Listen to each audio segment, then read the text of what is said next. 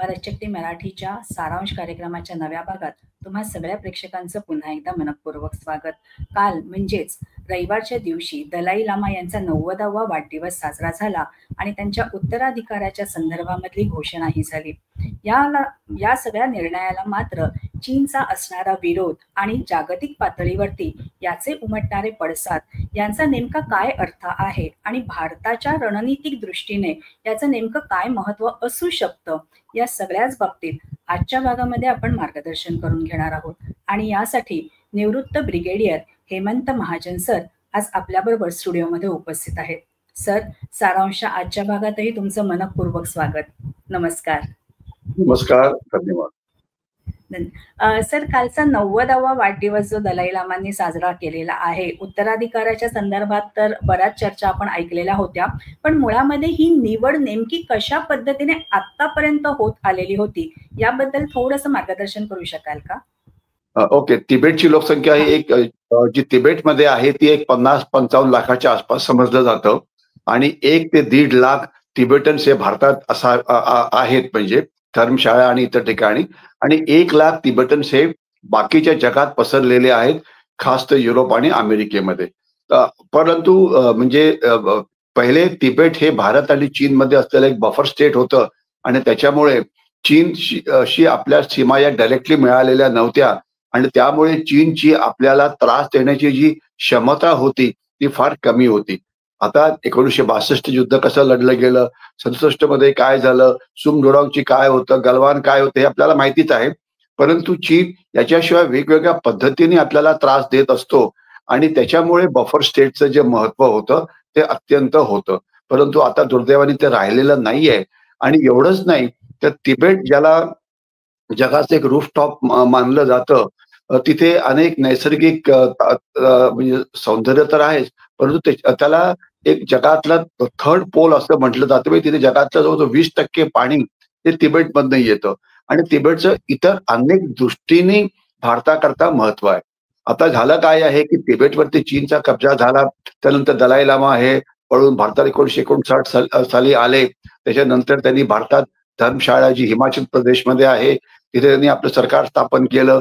त्याला भारत सरकारने मान्यता दिलेली आहे आणि ते काम करतात. परंतु त्यांचा जो कामकाज आहे हे फक्त त्यांचे धर्म आणि कल्चर याच्यावरतीच अवलंबून आहे. त्यांना जे त्यांनी कधीच म्हटलेलं नव्हतं की आम्हाला म्हणजे चीन पासून वेगळं व्हायचंय वगैरे. फक्त दलाई लामा जे सध्या त्यांची जी मागणी आहे ती म्हणजे स्पिरिच्युअल फ्रीडम किंवा त्यांचा जो धर्म आहे, त्यांची जी संस्कृती आहे त्याचं त्यांना पालन करता यावं, ही त्यांची सर्वात मोठी मागणी आहे. दुर्दैवाने चीनला ही अशी भाषा कळत नाही आणि ते त्यांना त्यांची संस्कृती आणि धर्माचं पालन सुद्धा करू देत नाही. त्यांच्यावरती मोठ्या प्रमाणात अत्याचार सुरू आहे. तो एक वेगळाच विषय होईल. तर म्हणजे परंतु हे जे 50 ते 60 लाख तिबेटन्स 2-3 ठिकाणी पसरलेले आहे, त्यांचा सर्वोच्च नेता म्हणजे दलाई लामा आणि त्यांचे वेगवेगळे सेक्ट्स असतात, म्हणजे वेगवेगळ्या जाती जमाती असतात. परंतु दलाई लामा यांचं स्थान हे प्रचंड मोठं आहे, म्हणजे he is like a demigod. म्हणजे ते जे म्हणतील ती पूर्व दिशा आणि त्यांचा तिबेटन लोकांवरती फार मोठा प्रभाव आहे. आता याच्यामध्ये म्हणून जर आता दलाई लामा ओल्ड होत आहे, त्यांची प्रकृती ओल्ड एजमुळे खराब होते आहे, म्हणून त्यांचे उत्तराधिकारी नेमले जावे अशा प्रकारची चर्चा सुरू आहे. आणि त्यांनी म्हटलं की हो बरोबर आहे तुमचं, मी काय माझं जे काम आहे ते पूर्णपणे करू शकत नाही. तर म्हणून आता जो नवीन धर्मगुरू येईल, नवीन दलाई लामा येईल, तर त्याचं सुद्धा तिबेटन समाजावरती अतिशय मोठं वर्चस्व असेल किंवा मोठं त्याचं म्हणजे तिबेटन समाज त्याला मानेल. तर म्हणून ही निवडणूक अत्यंत महत्वाची आहे. म्हणजे तिबेट काही वेगळा होणार नाही, तिबेटला काही स्वातंत्र्य मिळणार नाही, त्यांचं काही म्हणजे ज्याला प्रॉब्लेम्स आहेत ते फारसे कमी होणार नाहीत. परंतु त्यांचं म्हणजे तिबेटन संस्कृती पूर्णपणे मोडायची असेल, अजून ती पूर्णपणे मोडलेली नाहीये. म्हणजे असं म्हटलं जातं की त्यांची एक अशी म्हण आहे की चीनी हिंसाचार आणि तिबेटन स्पिरिच्युअलिझम याच्यामध्ये आम्हाला असं वाटतं की पुढच्या काही काळामध्ये तिबेटन स्पिरिच्युअलिझम हे जिंकेल. म्हणजे जी चीनची जी म्हणजे अतिशय प्रचंड मोठी ताकद आहे आणि त्यांनी तिबेटन समाजाला चिरडून टाकलेलं आहे, परंतु अजून सुद्धा यांचा एक समज आहे की त्यांचं स्पिरिच्युअलिझम इतकं मोठं आहे की ते चीन सारख्या एका डिक्टेटोरियल स्टेटचा पराभव करतील. म्हणजे अजून सुद्धा त्यांना आशा आहे की काही प्रमाणामध्ये आपल्या समाजाचं, आपल्या धर्माचं, आपलं तिबेटचं अस्तित्व हे टिकून राहील आणि ते पूर्णपणे चीन होणार नाही अशी त्यांची आशा आहे. तर म्हणून धर्मगुरू जो आता पुढचा येईल तो जर आपल्या बाजूने असेल तर त्याचं महत्व हे अतिशय महत्वाचं आहे. तर याच्यामध्ये 3 मुख्य मुद्दे आहेत. एक तर जे तिबेटन लोकांना वाटतं की त्यांची जी पारंपरिक पद्धत आहे, त्यांचं जे एक काउन्सिल आहे ज्यांना दलाई लामाने अपॉइंट केलं आहे, त्यांनी याची निवड करावी आणि तेच सर्वात खरं आहे. जगाचं पण म्हणणं आहे की तिबेटन लोकांची जी इच्छा आहे ती पूर्ण व्हावी. भारताचं पण जवळ तेच म्हणणं आहे. परंतु चीन मात्र या सगळ्यांच्या विरोधात आहे आणि ते म्हणतायत की नाही, आम्ही जो म्हणू तो धर्मगुरू आणि त्यांनी त्याकरता एक म्हणजे तोतया हा शब्द एखाद्या बरोबर होणार नाही, परंतु त्यांनी एक नवीनच धर्मगुरू पुढे आणलेला आहे. ज्याचं नाव आहे पंचन लामा आणि पंचन लामाचा तर दुसरा म्हणजे हे सुरू आहे आणि पहिला पंचन लामा तर गायबच झाला. ते ज्यावेळेस त्या पंचन लामानी चीनच्या विरुद्ध काही बोलण्याला सुरुवात केली किंवा चीनचा उल्लेख केला नाही, तर त्याला गायब करण्यात आलं. आता दुसरा पंचन लामाला आत्ताच काही दिवसापूर्वीच त्यांना भेटीला बोलवलं होतं शी जिनपिंगच्या आणि तिथे त्यांनी शी जिनपिंगनी त्यांना काय सांगावं की तुम्ही धर्माचं पालन नीट करा. आणि त्यांचं म्हणण्याचा अर्थ की आम्ही जे सांगतो तो तुमचा धर्म राहील आणि तुम्ही मुकाट्याने आमचं ऐका. आणि त्यांना त्याच्या तिथे म्हणजे पंचन लामा की जे चीनचे हस्तक आहेत त्यांना सुद्धा ते घाबरलेले होते. त्यांना काहीच म्हणजे बोलता येत नव्हतं वगैरे. तर आता महत्वाचं असं आहे की चीन या निवडणुकीवरती प्रभाव टाकून अजून कोणाला आणू शकतो का? तर असं वाटतंय की सध्या तरी आपल्याला असं वाटतंय की दलाई लामांचं जे म्हणजे नेतृत्व आहे त्यांना यश मिळेल आणि त्यांना जो धर्मगुरू पाहिजे किंवा त्यांच्या धर्म काउन्सिलला जो धर्मगुरू पाहिजे, ज्याची ट्रेडिशन असते की त्याच्यामध्ये दलाई लामाचा पुनर्जन्म होतो. मग तो जे धर्माने पहिले मानलेला असतो, तो एक लहान मुलगा असतो, कधी तरुण असतो, तो बहुतेक तिबेटच्या सध्या बाहेर राहतो आहे. अशा अनेक त्यांचे विश्वास आहेत आणि त्यांच्या विश्वासावरती आपण विश्वास ठेवायला पाहिजे. आणि थोडक्यात त्यांचं हे जे काउन्सिल आहे आणि दलाई लामा आहेत हे निवड करतील या धर्मगुरूची अशी सध्याची अपेक्षा आहे. आणि तसं झालं तर माफ करा, भारताच्या दृष्टीने सुद्धा ते खूप चांगलं आहे. कारण असं की आज चीनचा एक असा पण डाव आहे की जे तिबेट भारतामध्ये आहेत त्यांच्यावरती कसं वर्चस्व गाजवायचं. जर चीनचा हस्तक जर धर्मगुरू बनला तर त्याला मग भारतात यायला अलाव होईल आणि तो मग इथे येऊन इथल्या तिबेटी लोकांना त्रास द्यायला सुरुवात करेल आणि त्याच्यामुळे भारताच्या आत हेरगिरी करण्याकरता त्यांना फोर्स करेल. तर याच्यामुळे चीनचा हस्तक धर्मगुरू कधीही बनू नये हे आपल्या दृष्टीने एक अतिशय महत्वाची घटना असेल आणि बघूया आता काय होत आहे. परंतु मला तरी असं वाटतं आहे की तिबेटन लोकांची इच्छा, दलाई लामाची इच्छा, त्यांच्या धार्मिक काउन्सिलची जी इच्छा आहे ही पूर्ण होईल आणि एक चीनच्या बाहेरचा धर्मगुरू हा निवडला जाईल आणि तिबेटन समाजाला आपलं कल्चर, धर्म हे इंटॅक्ट ठेवण्यामध्ये मदत मिळेल. अनुराधा. सर, याच्या बरोबरीने एक महत्वाचा मुद्दा कायम चीन मांडत आलेला आहे की नवीन धर्मगुरूंना चीनची मान्यता असणं आवश्यक आहे. चीनची जी ही भूमिका आहे या भूमिकेमागे नेमकं काय कारण असावं असं तुम्हाला वाटतं? असं आहे की गेल्या इतक्या वर्षापासून तिबेटला चिरडायचा प्रयत्न चीन करतो आहे. थोडक्यात मी सांगण्याचा प्रयत्न करतो म्हणजे नेमकं काय करता येते.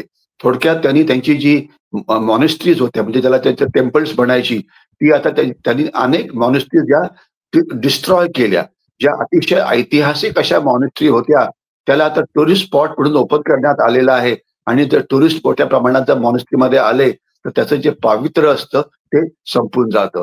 त्याच्याशिवाय ते तिबेटी म्हणजे जे त्यांचे जे कल्चर आहे म्हणजे त्यांची आता जसं आपल्याकडे एक पुजारी असतो किंवा म्हणजे धर्मगुरू असतो तर त्यांचे जे मॉनेस्ट्रीमध्ये जे धर्मगुरू आहेत त्यांना ते चीनी म्हणजे चीनी पद्धतीचं शिक्षण त्यांना दिलं जातं. म्हणजे या धर्मगुरूंनी धर्माविषयी किंवा कल्चर विषयी बोलण्याच्या ऐवजी त्यांनी बोलावं चीन विषयी की चीनची जी म्हणजे जे राज्य आहे किती चांगलं आहे, तुमची किती प्रगती होते आहे, तुम्ही जर चीनमध्ये गेला तर तुम्हाला अजून जास्त पैसे मिळतील वगैरे वगैरे. म्हणजे ते एक धर्मगुरू म्हणून तिथे धर्माचा प्रसार करायच्या ऐवजी ते एक चीनचा हस्तक म्हणून चीनी प्रोपगंडा हा करत असतात. मुलांना त्यांच्या आई वडिलांपासून तोडलं जातं. त्यांना खास तर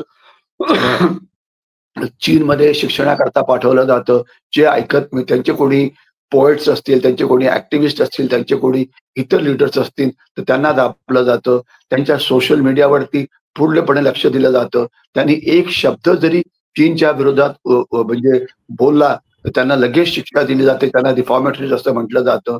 आणि एवढंच नव्हे, तर त्यांनी एक मोठं जनसंख्या आक्रमण त्यांनी तिबेटमध्ये केलं आहे. जसं मी सुरुवातीला म्हटलं होतं, की 50 लाख तिबेटन्स तिबेटमध्ये असावे, तर तिथे चीननी जे चीनी वंशाचे लोक आहेत, ज्यांना हान चायनीज म्हटलं जातं, त्यांना तिथे आणून बसवलेलं आहे.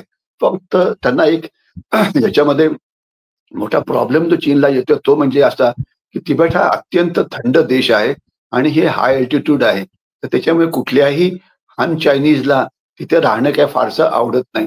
तिथे थोडा वेळ येतात, टोटल पूर्ण करतात, पुन्हा गायब होतात. कारण अतिशय कठीण अशी परिस्थितीत राहायचं म्हणजे तिथे कम्फर्ट सगळं आहे, परंतु हाय अल्टिट्यूड आहे, अतिशय थंड आहे. तुम्हाला घराच्या बाहेर जाता येत नाही वगैरे. तर ते काही काळ तिथे राहण्याचा प्रयत्न करतात आणि आणि ते सुद्धा फक्त मोठ्या शहरांमध्ये असतात. परंतु जे त्यांच्या वस्त्या पसरलेल्या आहेत, कारण तिबेटी लोकांचा म्हणजे जो व्यवसाय आहे तो म्हणजे मेंढपाळ म्हणजे शेकवड वगैरे. तर त्याच्यामध्ये ते मोठ्या प्रमाणामध्ये व्यवसायात गुंतलेले असतात. त्या व्यवसायात त्यांना मदत म्हणजे त्यांना तो व्यवसाय करू द्यायचा नाही. त्यांना तिथे चीनच्या बाजूने रस्ते बनवायला सांगायचं. अशा प्रकारच्या अनेक त्यांच्यावरती अत्याचार हे केले जातात. आणि असं म्हटलं जातं, की प्रत्येक एक चीनी प्रत्येक एक तिबेटी नागरिकाच्या मागे एक चीनी गुप्तहेर हा लागलेला असतो. म्हणजे कुठलंही प्रकारचं स्वातंत्र्य त्यांना नाही. स्पिरिच्युअल असो, की धार्मिक असो, की त्यांच्या पूजापाठवरचं असो वगैरे, तर ते सुद्धा त्यांना मिळत नाहीये.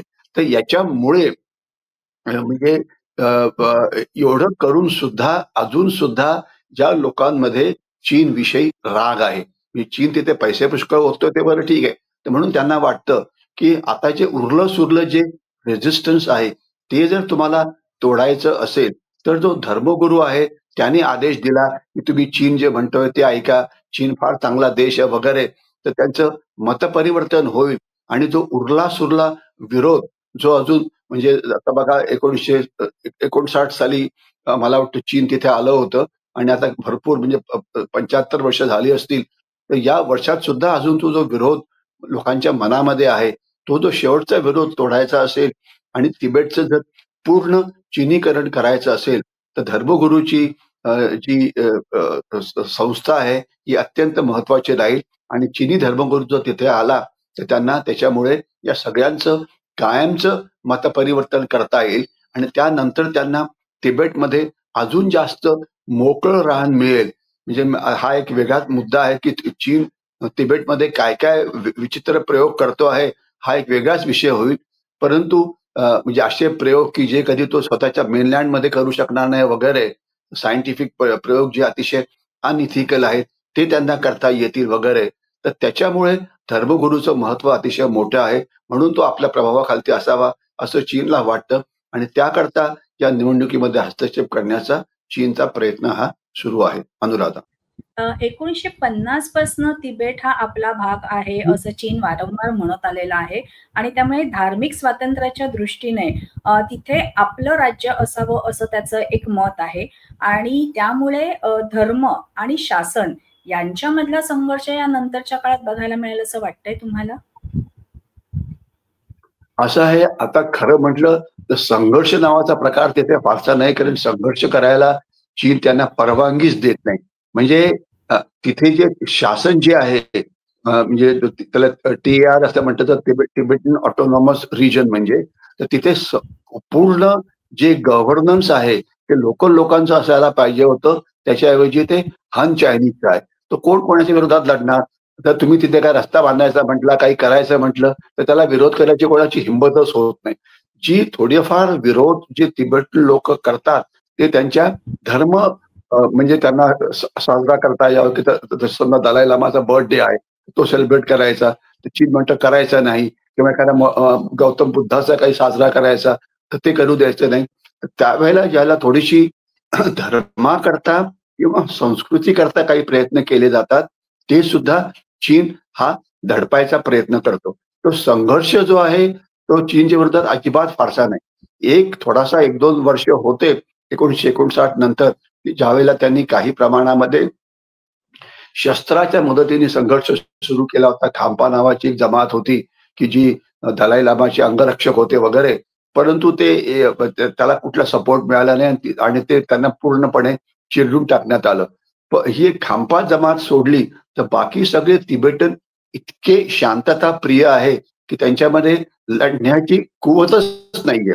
म्हणजे ते कोणाच्या विरुद्ध लढूच शकत नाही. आता आपण बघा 1-1.5 लाख जे भारतामध्ये आहे, इतके शांत लोकं आहेत, की म्हणजे त्यांच्या चेहऱ्यावरची माशी सुद्धा हलत नाही. म्हणजे ते ट्रेडिशनली अतिशय शांतता प्रिय आहेत.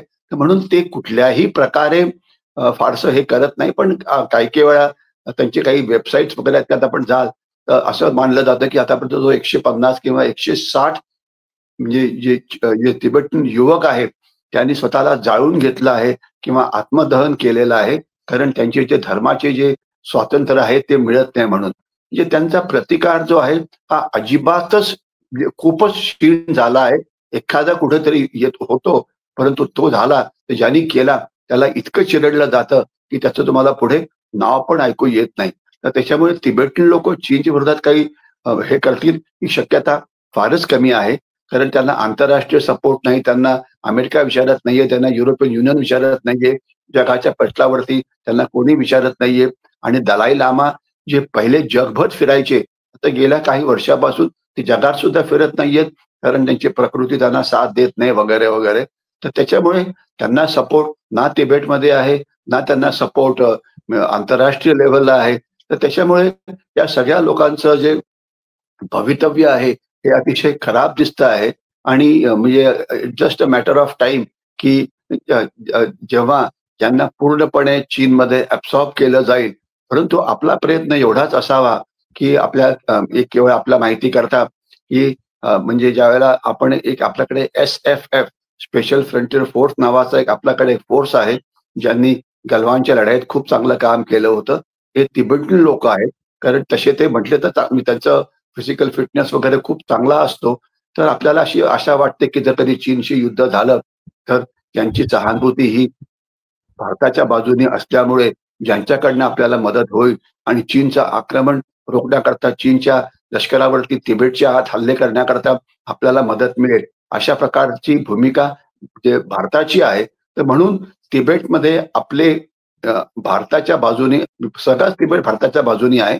परंतु प्रत्यक्षपणे किती मदत करतील भारत-चीन संघर्षामध्ये जेव्हा होईल तेव्हा, तर ते टिकवून ठेवणं हे आपल्याकरता महत्वाचं आहे आणि म्हणूनच तिबेट अजून सुद्धा आपल्याकरता महत्वाचं आहे.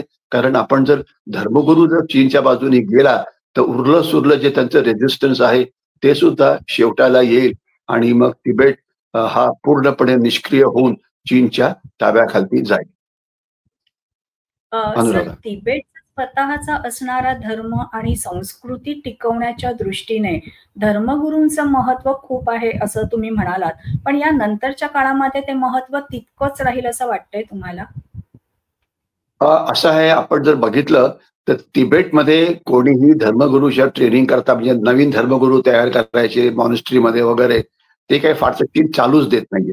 पण आपण जर बघितलं असेल तर भारतामध्ये मात्र तिबेटच्या लोकांच्या अनेक मॉनेस्ट्रीज आहेत, इन्क्लुडिंग साउथ इंडियामध्ये आणि आपल्याला माहिती असेल की जेव्हा तिबेटहून भारतामध्ये आले, तर त्यांना आपण डोंगराळ भागामध्ये वसवलं होतं. म्हणजे उदाहरणार्थ धर्मशाळा तर आहे, पण दार्जिलिंगमध्ये सुद्धा आहे. साऊथमध्ये कुनूर वगैरे जागा आहे, तिथे सुद्धा आहे आणि तिथे त्यांचं बऱ्यापैकी धर्मगुरूचं ट्रेनिंग दिलं जातं आणि याच्यामध्ये आपल्याला एक अतिशय चांगलं महत्वाचं आहे, की हे जे धर्मगुरूचं ट्रेनिंग दिलं जातं, दलाई लामा त्याचे इन्चार्ज आहेत. परंतु यामध्ये जे बुद्ध मंगोलियामधले आहेत, जे बुद्ध इतर आहेत, ते सुद्धा येतात आणि त्यांचं म्हणजे त्यांची मूव्हमेंट ही बऱ्यापैकी सुरू असते. तर म्हणजे ते आपल्या परीने आपल्या धर्माचं रक्षण करायचा प्रयत्न तिबेटच्या बाहेर भारतात करतायत. बाकी त्यांना कोणी विचारलेलं नाहीये. तर म्हणून आपण त्यांना जेवढं शक्य असेल तेवढी मदत देत राहावं, की ज्याच्यामुळे त्यांची संस्कृती काही काळ टिकण्यामध्ये नक्कीच मदत होईल. परंतु तुम्ही मॉनेस्ट्रीत जाऊन बघा, कुन्नूरला बघा किंवा धर्मशाळेला वगैरे जा, तर तिथे अनेक देशातले सुद्धा बुद्ध भिक्षुक हे आलेले असतात. केवळ धर्मगुरूचं ट्रेनिंग देण्याकरता. आणि मी स्वतः त्या डोळ्याने बघितलं होतं एक 5-6 महिन्यापूर्वी. आणि अतिशय उत्कृष्ट अशी ती व्यवस्था आहे. आणि त्यांना म्हणजे त्यांचे जे इन्फ्रास्ट्रक्चर वगैरे होते अतिशय चांगलं होतं. याचाच अर्थ त्यांना अजून कुठलीतरी मदत नक्कीच मिळत असणार. ती कोणाची ते मला सांगता येणार नाही. परंतु त्यांनी आपल्या धर्माचं अस्तित्व जे त्यांना तिबेटमध्ये टिकवता येत नाहीये, ते भारतात राहून टिकवण्याचा प्रयत्न करतायत. आणि त्याच्यामध्ये दलाई लामाची भूमिका पुन्हा महत्वाची आहे. अनुराधा. चीनचा तिबेटवरती ताबा मिळवण्याचा प्रयत्न या दृष्टीने आंतरराष्ट्रीय कायद्यांची तिबेटला काही मदत होण्याची शक्यता वाटते तुम्हाला? असं आहे की आंतरराष्ट्रीय कायदा आणि चीन यांचा काडीमात्र संबंध नाहीये. म्हणजे ज्या वेळेला आंतरराष्ट्रीय कायदा चीनच्या विरोधात जातो तर चीन त्यांचं ऐकत नाही. एक तुम्हाला स्पेसिफिक एक्झाम्पल देतो.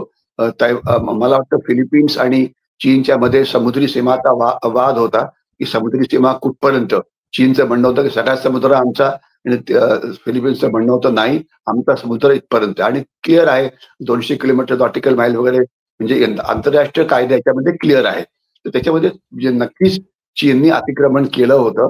आणि वर्ल्ड जे कोर्ट ऑफ जस्टिस आहे जे जेनेवाला आहे, त्यांनी निर्णय दिला की फिलिपिन्सचं म्हणणं बरोबर आहे, चीनचं चुकीचं आहे, तर चीननी तिथून परत जावं. चीननी ते ऐकलंच नाही.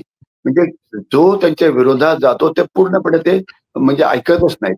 आणि दुसरं मग ते व्हेटो नावाचा एक प्रकार करून ठेवलेला आहे. त्याच्यामुळे ते कोणाचं काही ऐकत नाही. म्हणजे त्यांनी म्हणजे आता त्यांनी युनायटेड नेशन्सच्या ज्या संस्था आहेत, जवळजवळ 40-50 संस्था आहेत, त्याच्यावरती त्यांच्या बजेटमध्ये मदत करून एवढं वर्चस्व प्रस्थापित केलेलं आहे की या संस्था आता चीनची बाजू घेतात.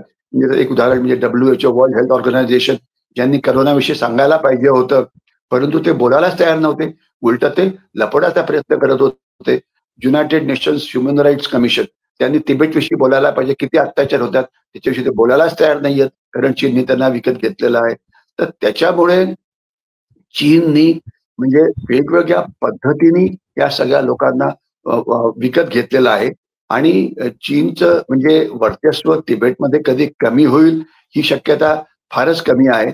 परंतु मला तिथे जास्त जी काळजी वाटते ती म्हणजे चीन तिथे काही आचरट म्हणजे मी शब्द अतिशय काळजीपूर्वक वापरतो, प्रयोग करत आहे. म्हणजे तसंच एक त्याच्यामध्ये असं म्हटलं जातं की चीन, आपल्याला चीनची जर कल्पना असेल तर तिथे दुष्काळी भाग पुष्कळ आहे की जिथे पाऊस पडत नाही. आणि तिबेटच्या वरती मॉइश्चर म्हणजे हवेतला ओलावा हा खूप असतो. तर त्यांना तिबेटच्या वरचा ओलावा त्यांना घेऊन जायचा आहे 1000 किलोमीटर दूर ड्रॉट प्रोन एरिया जिथे दुष्काळ पडतो की ज्याच्यामुळे तिथे पाऊस पडेल आणि इकडचा पाऊस कमी होईल. हे ज्या वेळेला तुम्ही निसर्गाच्या विरोधात अशा प्रकारचे प्रयोग करता हे फार खराब असतं बरं का. जसे वॉटर वॉर म्हणजे पाणी एकदम सोडायचं, याच्याविषयी आपल्याला कल्पना आहे. ब्रह्मपुत्राचं पाणी सोडलं तर काय होईल. आपल्याला आठवत असेल की काही वर्षापूर्वी हिमाचल प्रदेशमध्ये प्रचंड मोठा पूर आला होता आणि खूप नुकसान झालं. तर तो पूर आला नव्हता, तो आणला गेला होता. तर तिबेटमधून त्यांनी अचानक पाणी सोडलं. आणि याच्याशिवाय आपल्याला आठवत असेल की मला वाटतं 5-6 वर्षापूर्वी एक मोठा बोगदा उत्तराखंडमध्ये बांधला जात होता. आणि तिथे मला वाटतं फेब्रुवारीच्या महिन्यामध्ये म्हणजे अवलांच खाली आली आणि त्याच्यामुळे खूप कामगार हे गेले. 70-80 कामगार तिथे गेले होते.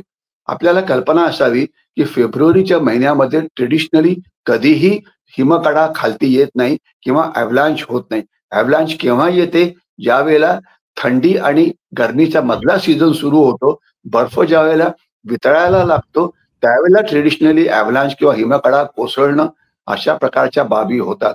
फेब्रुवारी महिन्यामध्ये हे होणं शक्य नाही. ते त्यांनी पाडवलं होतं. अशा प्रकारचे हे आहेत. तर म्हणजे हा एक टॉपिक नंतर मला करायची इच्छा आहे, चीनचं एन्व्हायरमेंटल वॉरफेअर. आणि हे सगळे आचरट प्रयोग चीन हा तिबेटमधून बसून करत असतो. म्हणून मला त्याची जास्त काळजी वाटते. तिबेटी लोकांचं स्वातंत्र्य वगैरे जेव्हा होईल तेव्हा होईल, स्पिरिच्युअल फ्रीडम म्हणा वगैरे. परंतु हे असे आचरट प्रयोग. आणि दुसरं त्यांनी काय केलेलं आहे की त्यांनी म्हणजे वॉटर वॉर कसं सुरू केला विषय वेगळाच होईल हा. म्हणजे आपलंच नाही, साऊथ ईस्ट एशियाचं सुद्धा. परंतु त्यांनी आपली सगळी क्षेपणास्त्र तिथे प्रस्थापित करून ठेवली आहे की जर कधी अमेरिकेशी न्यूक्लिअर वॉर झालं तर न्यूक्लिअर वॉरला अमेरिकेचं प्रत्युत्तर तर नक्कीच मिळेल. तर नुकसान होईलच आजूबाजूचं. तिथे कुठे होईल ते तिबेटमध्ये होईल, चीनी मेनलँडमध्ये नाही. म्हणजे जर युद्ध झालं, क्षेपणास्त्र फायर झाली जशी आपण ऑप सिंदूरमध्ये केली होती, तर ती तिबेटमधनं फायर केली जातील. त्यामुळे तुमचा जो काउंटर असेल तो तिबेटमध्ये जाईल आणि त्यामुळे नुकसान कोणाचं होईल ते तिबेटचं होईल. आणि म्हणजे अणुशक्ती असो की मिसाईल्स असो की अचरट सायंटिफिक प्रयोग असो की एन्व्हायरमेंटल वॉरफेअर असो, हे अशा अनेक गोष्टी चीन तिथे करतोय. आणि ते म्हणजे एक सायंटिफिक रिसर्च मध्ये एक बेसिक प्रिन्सिपल आहे की सायंटिफिक रिसर्च तेव्हा व्हायला पाहिजे जो म्हणजे मानव जातीकरता उपयोगाचा आहे आणि ज्याचा वापर हा युद्धाकरता केला जाणार नाही. दुर्दैवाने चीन जे करतोय हे सगळे प्रयोग तिथे करतोय. आणि म्हणजे तिबेट ही एक प्रचंड मोठी अशी प्रयोगशाळा बनलेली आहे. मला काळजी ती त्याची वाटते की ते तिथे वाटेल ते विज्ञानाचे प्रयोग करतात की जे जर तुम्ही इतर ठिकाणी केले तर मग गडबड होऊ शकते वगैरे वगैरे. तर म्हणून आपल्याला त्यांच्यावरती लक्ष ठेवण्याकरता थोडंसं तिबेटले लोक आपल्याला सांगतात की तिकडे काय चाललंय वगैरे वगैरे. आपलं इंटेलिजन्स त्या भागामध्ये बऱ्यापैकी आहे. तर म्हणून तिबेट हा आपल्याकरता अजून सुद्धा महत्वाचा राहील. चीनपासून तिबेट कधी वेगळा होईल ही आशा तर आता तर कधी बाळगता येणारच नाही, कारण लढवय्ये वृत्तीच नाहीये. परंतु जो एकदम तो 100 पटीने जास्त जो आचरटपणा सुरू होईल जगावरती कब्जा करण्याचा, तर तो तरी त्याच्यावरती तरी कंट्रोल व्हायला पाहिजे ही आपली कमीत कमी अपेक्षा आहे दलाई लामांना आपल्या बाजूने ठेवून. अनुराधा, भारताच्या दृष्टीने नवीन दलाई लामांची निवड ही का महत्वाची ठरू शकते असं तुम्हाला वाटतं? एक तर असं आहे की त्यांचं वर्चस्व, त्यांचं प्रभुत्व आहे तिबेटी लोकांकरता. ते जे म्हणतील ते तिबेटी लोक तिबेटमधले ते ऐकतात. तर त्याच्यामुळे तिथे आपल्याला तिबेटची माहिती पुष्कळ मिळू शकते. युद्धजन्य परिस्थिती झाली तर ते आपल्याला मदत करू शकतात. थोड्याफार लढाईमध्ये आपल्याला मदत करू शकतात वगैरे. आणि चीनचे जे अशा प्रकारचे जे प्रयोग चालू असतात ज्याच्याविषयी मी बोललो होतो, ती मदत आपल्याला मिळू शकते. आणि आपण त्यांचा अर्थात हे जे भारतात जिवंत ठेवतो आहे ते त्यांच्या दृष्टीने एक फार त्यांना आपण मोठी मदत केलेली आहे. आणि आपण आज म्हणजे तिबेटने सरकार जे इन एक्साईल आहे धर्मशाळेमध्ये त्यांना आपण खूप मदत करतो आहे. ठीक आहे. तर तेच म्हणून त्याचा एक हे म्हणून म्हणजे एक मदत म्हणून ते आपल्याला तिबेटमध्ये काय चाललेलं आहे, कारण टेक्नॉलॉजिकल इंटेलिजन्स असतं, सॅटेलाइट इंटेलिजन्स असतं, परंतु ह्युमन इंटेलिजन्स म्हणजे स्वतः गुप्तहेराने जाऊन काही बघणं डोळ्यांनी, हा एक महत्वाचा इंटेलिजन्स गॅदरिंगचा प्रकार आहे. तो अजून तरी जिवंत राहायला पाहिजे. नाहीतर चीन तिथे अजून काहीतरी उलट्या सुलट्या गोष्टी करू शकतो.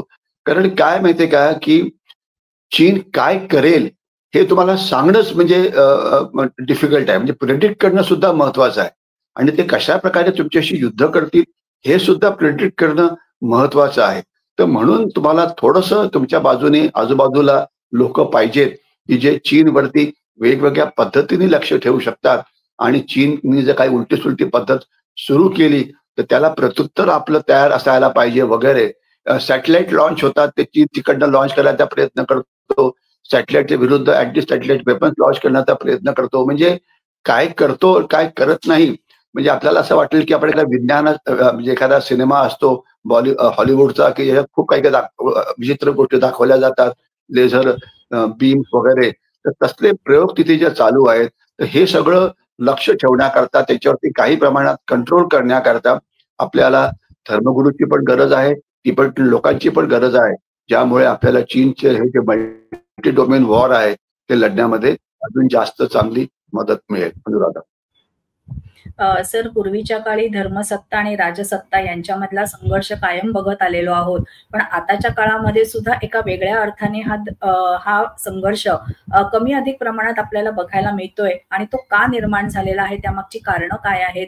चीनचं एकूणच साम्राज्यवादी भूमिका जी आहे, हातपाय पसरून इतर भूप्रदेश गिळंकृत करण्याचा त्यांचा जो प्रयत्न आहे, त्यामागची नेमकी कारणं काय आहेत, हे सगळंच आजच्या भागामध्ये आज तुम्ही उलगडून सांगितलं. त्यामुळे आपल्या प्रेक्षकांच्या दृष्टीने सुद्धा कदाचित ही माहिती नवीन असेल आणि तीच माहिती पोहोचवण्याचा तुम्ही प्रयत्न केलाय. त्यामुळे या सगळ्या माहितीसाठी सगळ्या प्रेक्षकांकडनं आणि व्यक्तिशः माझ्याकडनं खूप खूप धन्यवाद सर. नमस्कार. नमस्कार. प्रेक्षक हो, आजच्या भागात मिळालेली माहिती तुम्हाला कशी वाटली ते कमेंट्सद्वारे आमच्यापर्यंत नक्की पोहोचवा. त्यासाठी काय करायचंय, भारत शक्ती मराठी या युट्यूब चॅनलला लाईक करा, शेअर करा, सबस्क्राईब करा. याशिवाय इतर सोशल मीडिया प्लॅटफॉर्मना सुद्धा तुम्ही फॉलो करत असाल अशी आम्हाला आशा आहे. भेटूया सारांशच्या नवीन भागात एका नवीन विषयासह. तोपर्यंत नमस्कार.